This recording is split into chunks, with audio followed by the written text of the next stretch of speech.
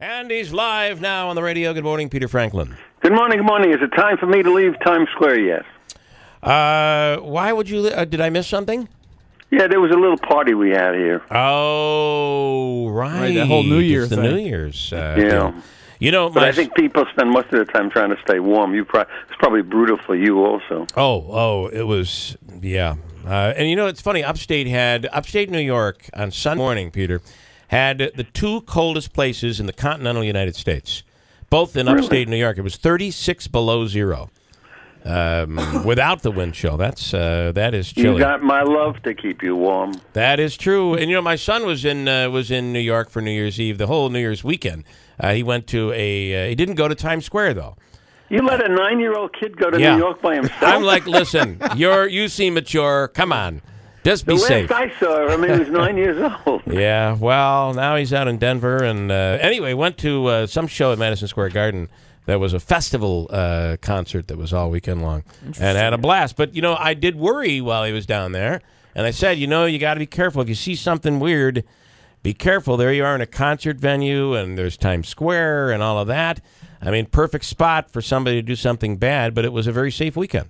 Yeah, well, I think we had more cops in Times Square than we had people almost. Yeah. I mean, it was overtime night for them, and I think they are doing a good job about it. And most people had a sense of being discomfort. I mean, there was no place to make a pee. You know, there was no place to get anything to eat. But, you know, you felt safe. I've been sick, Peter, so I've been on documentary mode, in documentary mode. I've been watching documentaries. One of them that I watched was about these former NASA people. There's like 5 or 6 of them, all scientists, all people with... at least seemed, according to the documentary, with a great deal of credibility, all saying we as a country are covering up unidentified flying objects. And you have a story about the year 2017 was a big year for UFOs in New York. Yeah, a lot of sightings. People call up and say they've seen, you know, the flying saucer and everything sneaking around. I think it's a bunch of baloney, and the reason I think it's a bunch of baloney, if you had a civilization that had the technology to fly from one galaxy to another, they wouldn't be afraid of being seen. They'd land on the White House lawn if they wanted to. Right. So I think it's nonsense. I mean, I don't know what the people are seeing, but that would be the first question I would ask up when his spaceship landed. What are you hiding from? What? You know, you could step on us like we were a bunch of flies. The story in this documentary was it's because of the dangers of nuclear weapons in the world that these aliens are monitoring us. They don't want to show themselves because they know it would cause mass hysteria, and that's why our governments don't want to show it. Boy, that's a pretty big cover-up. That's a pretty big cover-up. Yeah, those little green men. It's nice of them. Yeah. Yeah. Plus the fact that look, let me be perfectly frank with you. If they were coming to the planet Earth, the first person they would come to visit would be me. That is true. They haven't come to see me and find out what's the deal. Yeah. Yeah, they don't exist. I like it. Let's see. Dozens of dedicated bird watchers in Central Park last month in order to document every type of species living in the Manhattan green space known as Central Park. That had to be very amazing. Nice. I mean, it really is. I mean, we're supposedly the concrete jungle, and they had 58 different species have been spotted in the park with, I mean, just thousands of birds. It's unbelievable. And it brings out the poem, Birdie, birdie in the sky, dropping whitewash in my eye. I'm glad cows can't fly. Okay. Well, that was a good one. How about and correct me if I'm wrong, there's a law in New York City now, and this might have gone into effect last year, where cab drivers must wear a seatbelt, and so must their front seat passengers. Is that true? Yeah, no, that's another thing. I mean, historically or hysterically, cab drivers, and that includes the yellow cabs, the green cabs, the Liffey, what's the other one, Uber, they don't wear seatbelts. But now the Taxi Limousine Commission has decided that they do. It's not a big deal thing. I mean, I think it's safety for anybody in a car, especially the person who's sitting in the right front seat and being driven around. Keep in mind that a New York City cab can only take 4 people. So you put 3 people in the back, squashed, and the 4th is able to sit next to you in the front and that, of course, we all know is the death seat. What is now? You have there are those little minivan type things where you can fit more people, right? Yeah, but not really. Not in terms of the cabs. There's people who are doing minivans and liveries, and most of them are really, frankly, illegal.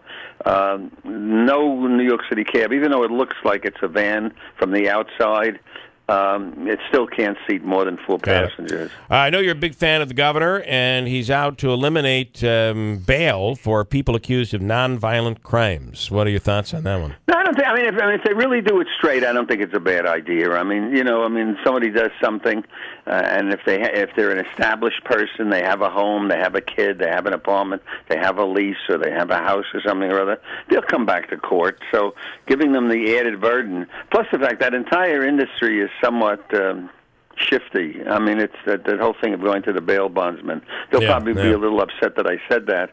But in addition to whatever problems you got to go and start getting the money to go out on bail. So that's not a bad idea. Listen, he's going to be the greatest governor on the face of the earth, and de Blasio is going to be the greatest mayor on the face of the earth because they're both running for president.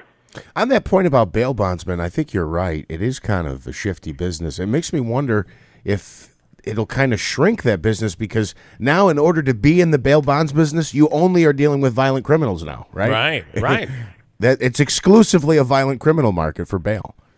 Yeah, and also it's going to give some even more leeway to the whole law enforcement industry, which is kind of corrupt in itself. Yeah. But on the other hand, it's for the innocent, not innocent, but for the person who's in a big deal, I don't think so terrible. See, remember, the purpose of bail is so that you're going to show up for the hearing. It's not supposed to be punishment. I also want to leave with one more thing. If people are making a trip to New York City, the Martin Luther King weekend will be a long weekend, is coming up for schools, and a lot of people will take a trip and say, okay, we're going to New York for the weekend. One place that people like to visit is the Metropolitan Museum of Art. The admission cost has changed, right? Is there a change now? Yeah, well, a lot of the museums in New York City play this game that it's voluntary. So you're there with your wife and 4 kids, and you're going into the museum, and they say they'd like to have a donation. And being a nice, sweet person from upstate New York, you figure, gee, I better give them a few dollars. I'm embarrassed.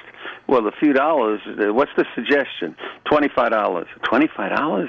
25 times 5? That's a fortune. Yeah. So they've really been pulling out the money like crazy. So somehow, after all these years, the Met finally got the city to give them permission to actually charge. It's no more discretionary. It's going to cost you a bundle.